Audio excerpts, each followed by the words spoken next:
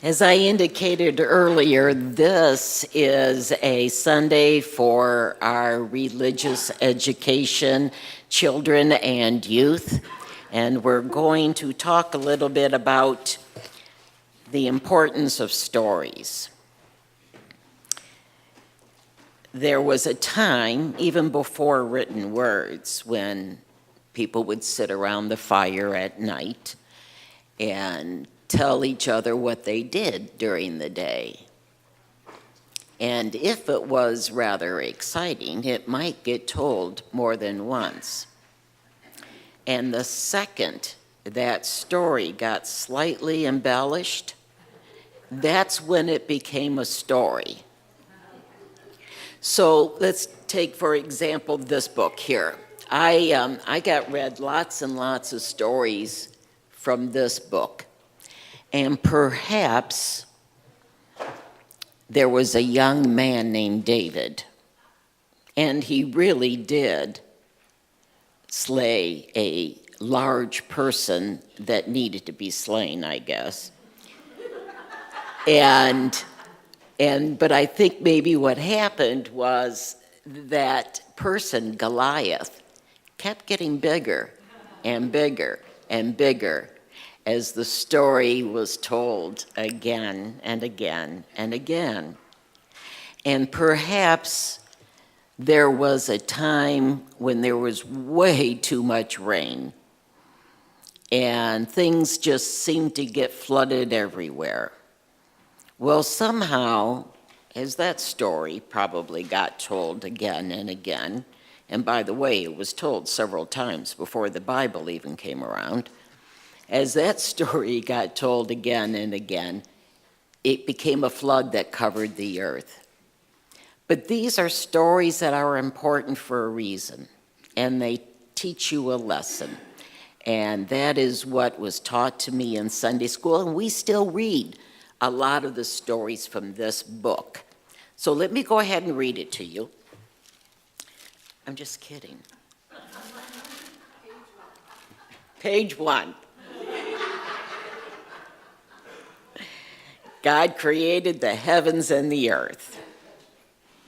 And then it goes on. Important stories because they teach you a lesson. When I was a child, and I heard all of those stories, my mother also read to me different stories at home.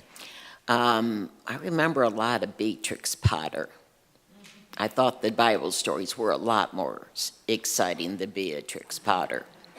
I don't remember many of the stories read to me as a child, but I do remember when I started reading and the books that I wanted to devour.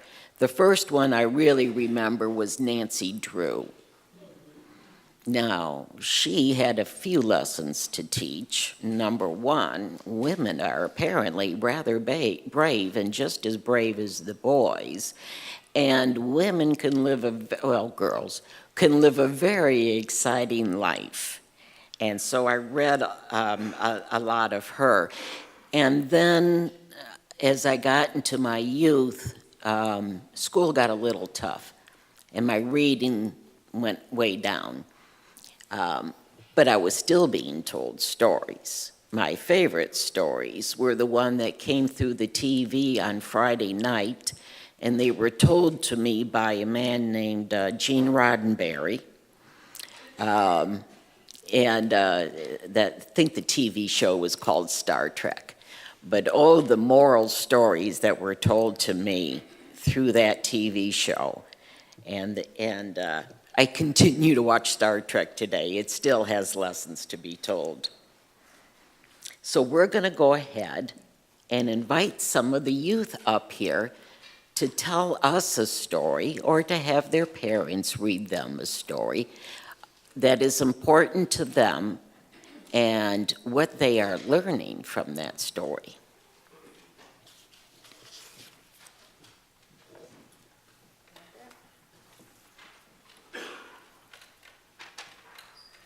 All right, thank you, Lynn. I'm Nancy Smith. I think our format will be this. I'm going to start with sharing a story storybook that we read in RE in Sunday school last week. And I think, Tommy, do you remember this one? I think, oh, was Tommy in? Yeah, you will. Trust me, I know you will. So I'm going to share that. I actually have, well, this is what you call a wordless storybook. So we just kind of talked about it as we turned the pages, what's happening, what are they doing now. And somebody made a clever little like moving video of it, so I'm going to show it on the screen. It'll take us about 3 minutes. And then I'm going to start inviting different kids and their parents or grandparents to come up. So when I'm done, I'll say probably, Malcolm, would you like to come? And then Aiden and Monica. And so let's do this first. When I show this up here, watch for a purple bird and a red crayon. You remember it now, Tommy? And I would say that since the story is called Journey, and that is our theme this month as well, so keep in mind that what we talk about in Sunday school intentionally tries to tie into your theme that you're talking about here in church. And this is a young girl who goes on a journey of imagination.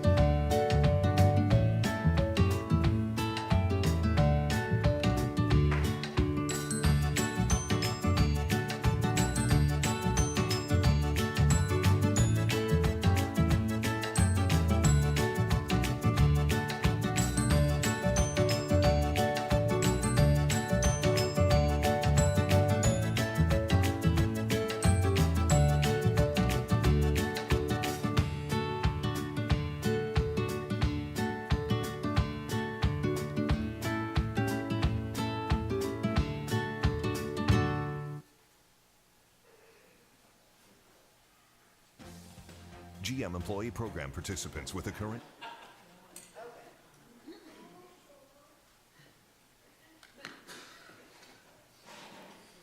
Okay, that's called Journey. I should tell you the author.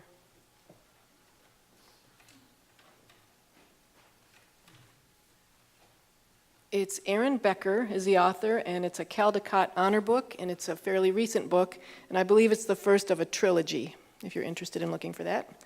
Okay, so let's start with having some kids come up, and you can just show us and tell us your favorite book. You can say why if you want to. If you think part of it would be good to read, that'd be great too. Do we want to start with Malcolm and Nina? Or Malcolm, do you want to come by yourself? Oh, thanks, Beth. Do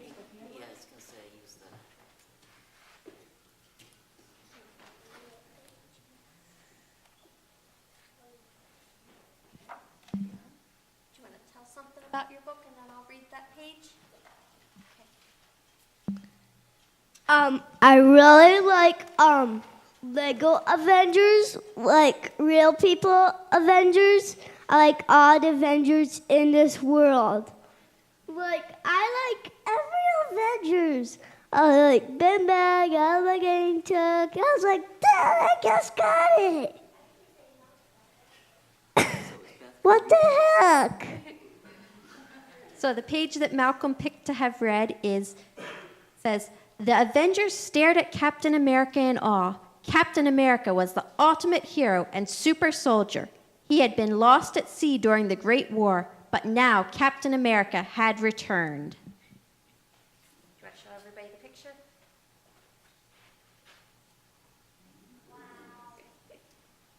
Malcolm, are you going to grow up to be an Avenger? Sure. I'm going to actually be it. I'm going to try to be Ant-Man. Like Ant-Man Ant-Man. has the red costume on right there. Yeah, show them. Let's see Ant-Man. Well, Ant-Man is actually right here with the red costume. Do you want to tell them what Ant-Man does? So Ant-Man actually changes super small, and he can change so tiny or so giant big. Hey, Dad. Okay, thank you very much, Malcolm. Thanks, Beth. Go ahead and give me Thank you, sir. What the heck, Dad? Thank you, Malcolm and Beth. Aiden, do you and your mom want to come on up? I know that you've got something to share with us today.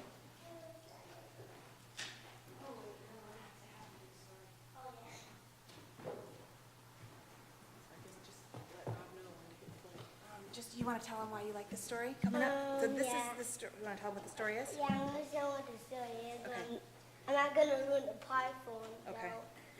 We're gonna be hearing Gunny Wolf.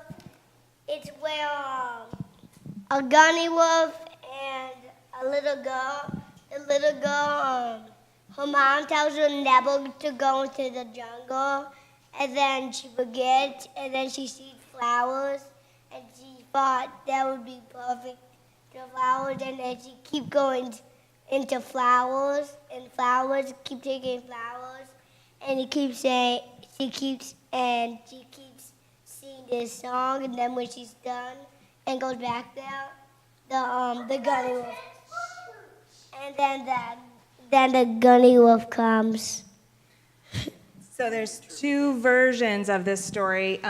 In one version, which is the version I learned, the Gunny Wolf, there's a lesson at the end for the little girl, or the little girl reports the lesson that she learned. And the lesson she learned Is that well, don't spoil it because they're going to hear it in the story. know. So in the version I know, she says that she. I want to say that part. I want to say Okay, this well, part. let's wait till the end. Okay. Okay. Okay. Go ahead.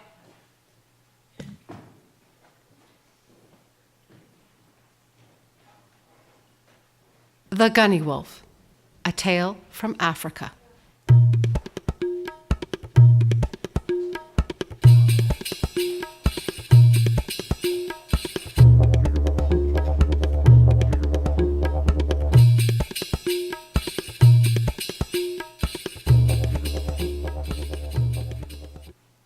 Once upon a time, a long, long time ago, there lived a mother and her little girl, and they lived right by the edge of the jungle. Every day, the mother would get up and she would make her little girl some breakfast. And then she would turn to her little girl and she would say, "Little girl, don't ever, ever go into the jungle." And every day, little girl would look at her mother and she'd say, "Mama, I would never, ever go into the jungle." One day, the mother got up and she needed to go and visit a friend that day, so she made breakfast just as she always did. And then she looked at her little girl and she said, "I must be on my way now. But remember, little girl, don't ever, ever go into the jungle." And little girl looked at her mother and she said, "Mama, I would never, ever go into the jungle." And little girl stood there and she watched as her mother walked down the road and around the bend. And just as she went around the bend in the road, the little girl turned around to go back into the house.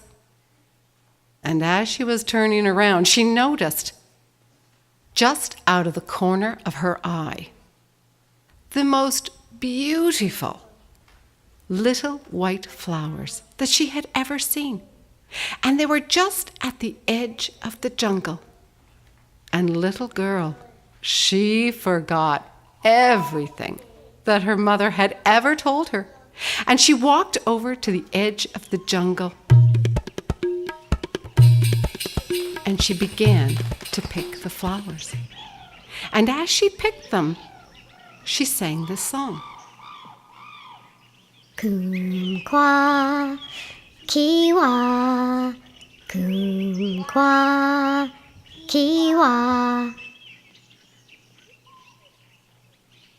And when she had picked all of the white flowers, she turned around to go back into her house.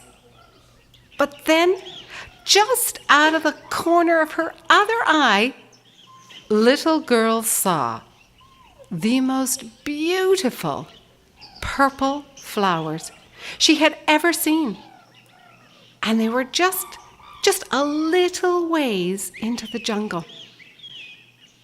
And little girl forgot everything that her mother had ever told her, and she walked right into the jungle. And then she started to pick the flowers. And as she picked them, she sang, Kumquat, kiwa, kumquat, kiwa. And when she was done picking all the flowers, she had the most beautiful bouquet full of white and purple flowers, and she thought, "Oh, my mother will love these flowers when she sees them." And she turned around to go back to her home. But just before she got turned all the way around, she saw the most beautiful, amazing, big, gigantic orange flowers that she had ever seen, and she knew she just had to have them. And there they were, right in the middle of the jungle. And little girl, she forgot everything that her mother had ever told her. And she walked straight into the middle of the jungle. And she started to pick the orange flowers. And as she picked them, she sang, Kumquat, kiwa, kumquat, kiwa. And she had the most amazing bouquet of flowers. She had white ones and purple ones and big, gigantic orange ones. And then she stood up, and there stood the gunny wolf. And the gunny wolf looked at her and said, "Little girl, sing me that guten sweeten song again." And the little girl, very, very nervously, she began to sing. Kumquat, kiwa, kumquat, kiwa. And as she sang, that old gunny wolf, his eyes, they started to close. And his big old head, it started to nod. And he fell asleep. And little girl, she started to run. Pitty-pat, pitty-pat, pitty-pat, pitty-pat, pitty-pat, pitty-pat, pitty-pat. And then the gunny wolf, he woke up and he started to run. Hunker-cha, hunker-cha, hunker-cha, hunker-cha. And when he caught up to little girl, he said, "Little girl, why for you move?" And little girl said, "Who, me? Why, I no move." And the old gunny wolf, he said, "Then sing me that gootin' sweetin' song again." And so, little girl, she started to sing. Kumquat, kiwa, kumquat, kiwa. And as she sang, that old gunny wolf, his head began to nod. And his eyes, they closed. And then he began to snore.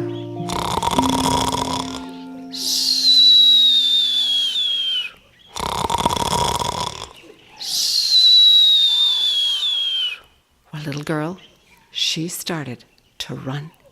Pitty-pat, pitty-pat, pitty-pat, pitty-pat, pitty-pat, pitty-pat, pitty-pat. And then the old gunny wolf, he woke up and he started to run. Hunker-cha, hunker-cha, hunker-cha, hunker-cha. And when he caught up to little girl, he said, "Little girl, why for you move?" And little girl, she said, "Who, me?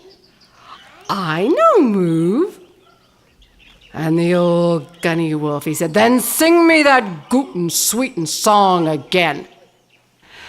And so the little girl, she started to sing. Kumquat, kiwa, kumquat, kiwa. And as she sang, the old gunny wolf, he started to fall asleep.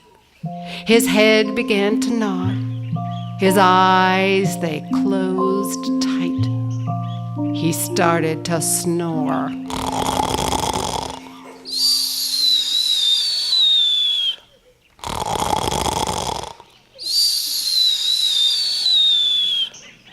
And then he fell against an old tree.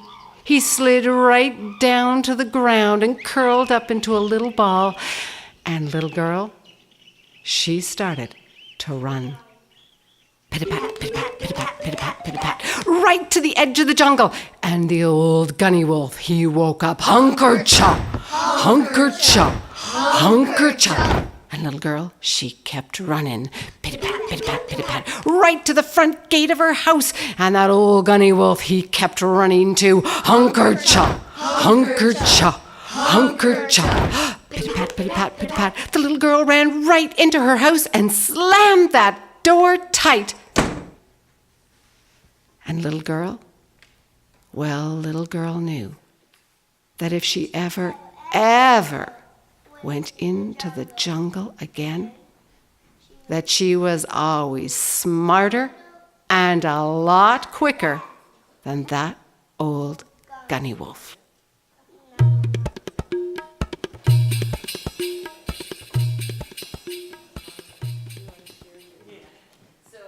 Version that I grew up knowing, the gunny wolf, the mom comes home and she asks the daughter, "Will you ever go into the deep dark woods?" Or she asked her what happened, and she said the gunny wolf got her. And will you ever go into the deep dark woods ever again? No. But in this version, she finds out that she's smarter and faster than any old gunny wolf. And so I think that you can take one story, and depending on how it ends, or what you can assign different lessons to different stories. But I really like that this one, that she comes away knowing she can handle the jungle. Okay. So the reason I thought if the gunny wolf got when I first saw that, but the gunny wolf got that the gunny wolf would say, "Sing me that good springer song again," and then eat her. Yeah, it's a scary story. No, Why did you choose that story? because it has a lot of running, and I like the part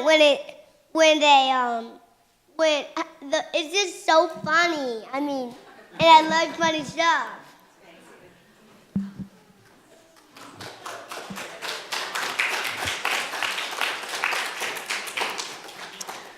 Well, thank you to Aiden and Monica. That was pretty fun. Yeah, I think if we think back on our favorite stories, sometimes they're maybe the ones that were the silliest and made us smile. Tommy, did you have something you were going to come up and maybe with Kathy and with Grandma and show us? A favorite book or story? Thank you.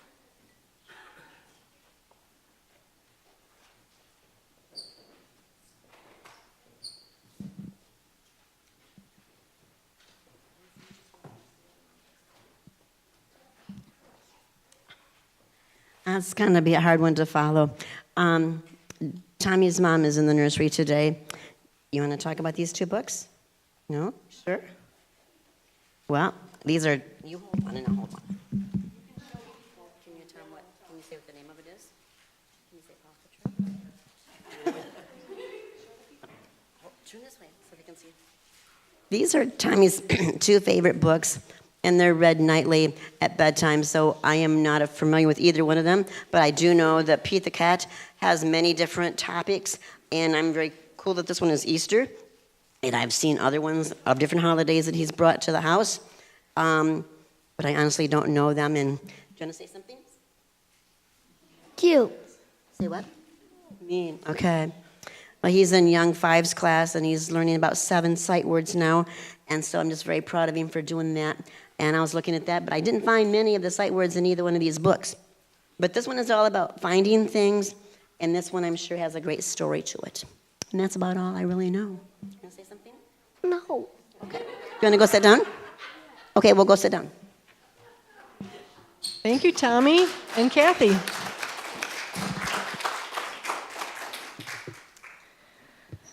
Well, scanning for other young people. Mike, did you think of one? You going to pass today? Okay, let me know if you change your mind. Gia, were you going to give us a quick share? Okay. You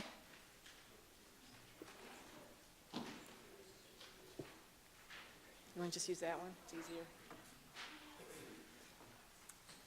This was my favorite book. It's called Walter the Farting Dog. What? Okay. Walter the Farting Dog. And I liked it because the dog farts.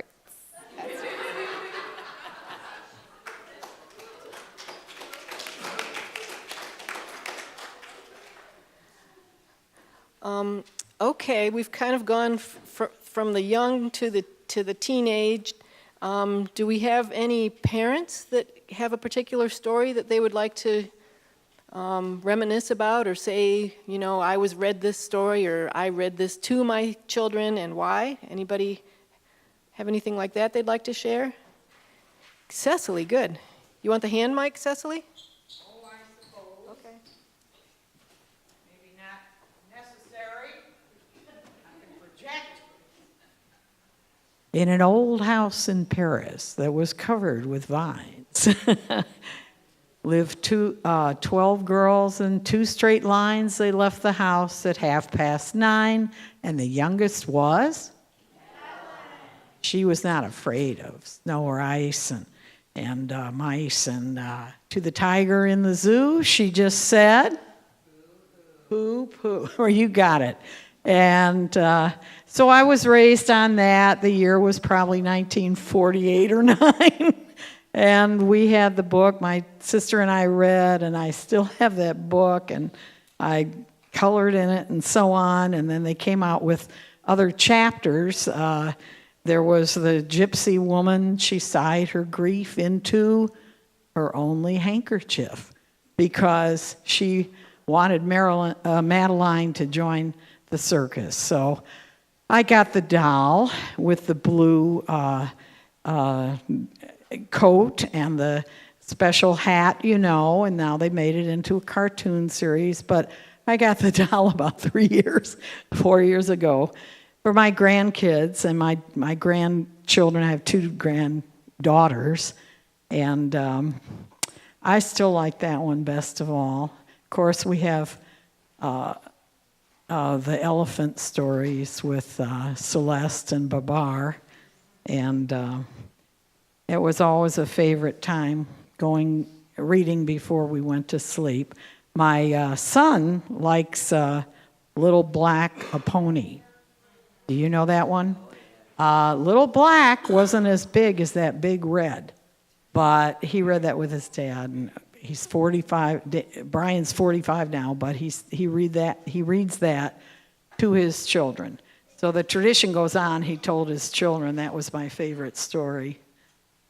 So I guess maybe that's why my sister lives in Paris. We, back in, Audrey Hepburn and all this Roman holidays thing about Paris. And I guess that Madeline carried over.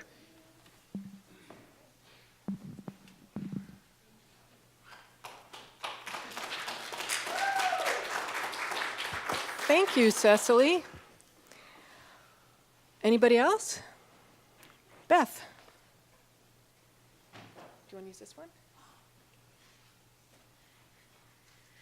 So I grew up reading lots of books and hearing lots of stories and poems with my family. And this is one that my family loved when I was growing up, and I happened to see in a used bookstore a few years ago and bought a copy for myself. It's called The Rough-Faced Girl, and it's kind of a Native American Cinderella type story. And I want to actually read something from the author's note. It says, "To see good rewarded and evil punished or justice is rare. Stories, however, pass on the realities not of the everyday world, but of the human heart."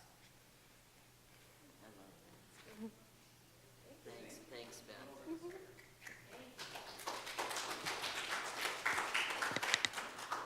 What did you say that was called? The Rough-Faced Girl. Okay, thank you. Someone else? Okay, you want to come up?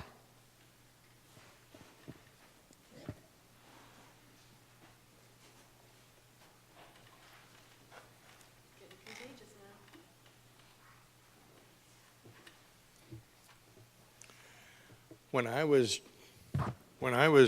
just at the age where you don't know whether you're reading it or it's being read to you, you're just at that point where you're starting to learn to read. My sisters bought me a book called The Man Who Lost His Head. Now, it turns out this is a dream. The guy's having a dream. And he's on his way to the barber shop, but he can't find his head. Now, one of the results of this is that he starts saying Sarberbop instead of barber shop. Now, that has been a critical turning point in my life, because at age 84, I have probably 80 years of reversing letters. So that's spread over into other things where you find if you change the letters, sometimes they make a dumb joke. So I am now a dumb joker. So.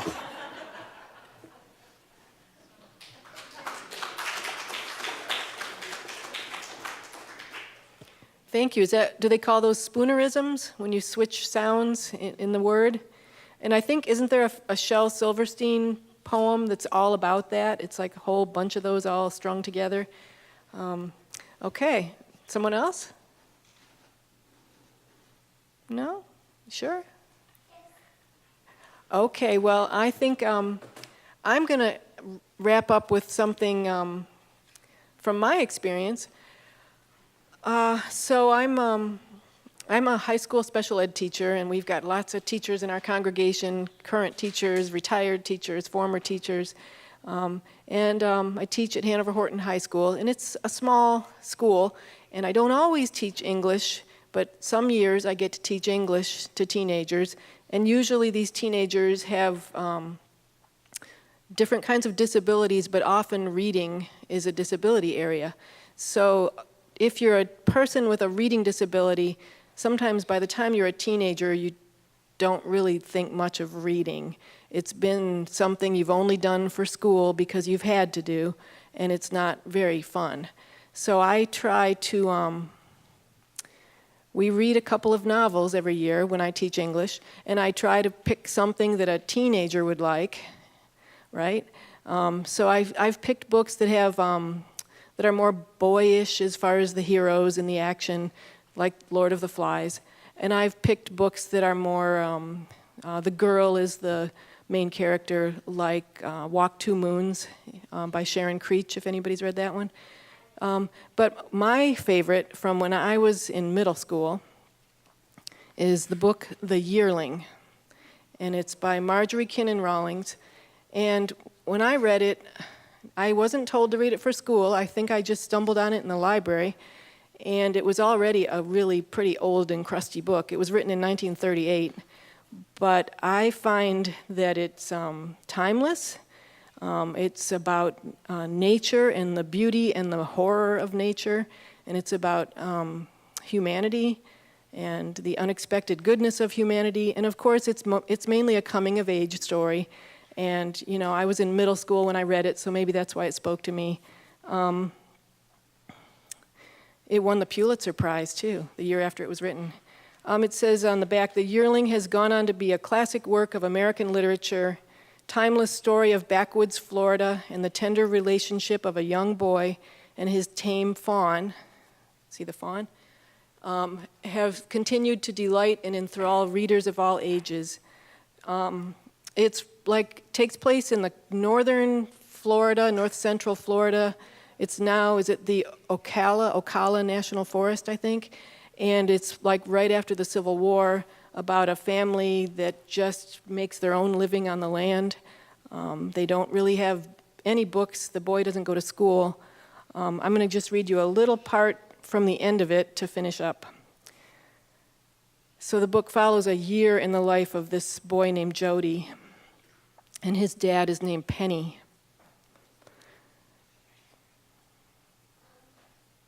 "I'm going to talk to you man to man." Jody looked at his father. He nodded.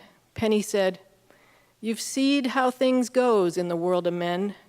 You've knowed men to be low down and mean. You've seed old Death at his tricks.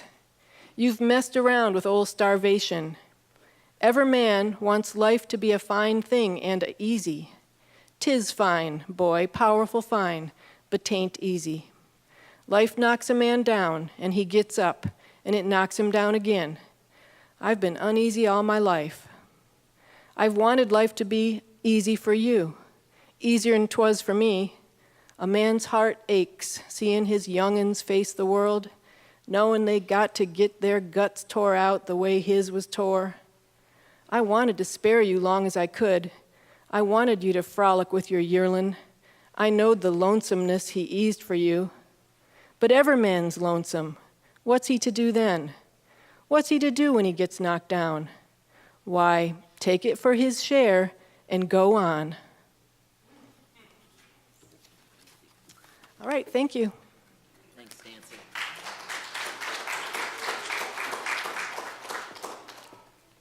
The story that taught me the greatest lesson in life is kind of like hers, in that the lesson they thought they were teaching is not the one I took from it. You know, it is, of course, The Wizard of Oz.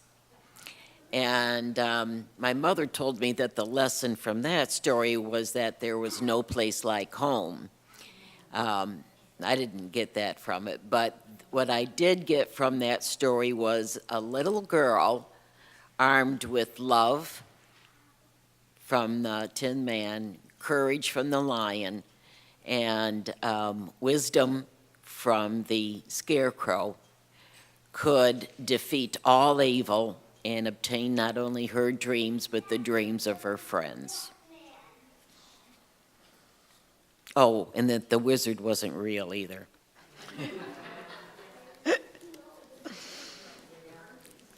We've had so much fun telling stories that we're going to skip the last hymn, okay?